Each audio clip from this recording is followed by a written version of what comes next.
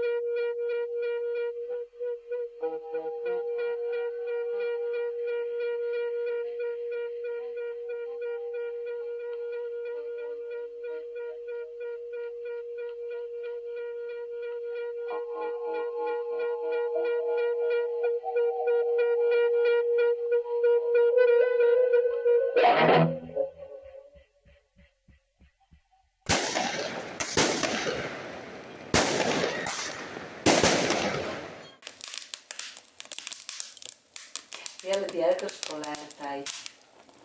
Uz nacionalni plan. Mješam ti vidi mještam.